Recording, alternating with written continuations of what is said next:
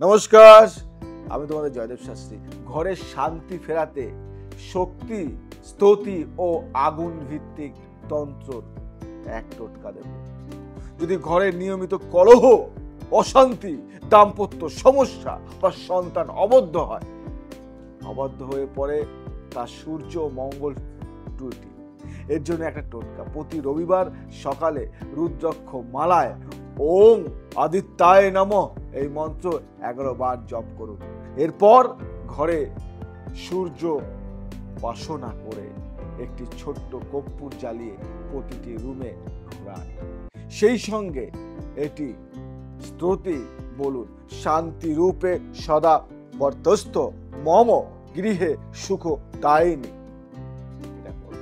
বিশেষ এক নির্দেশনা দেব। এই টোটকা শুধুমাত্র রবি ও মঙ্গলের যৌথ শক্তি সক্রিয় করার সক্ষম, তাই সকালে সূর্য দেখা মাত্রই শুরু করতে হবে।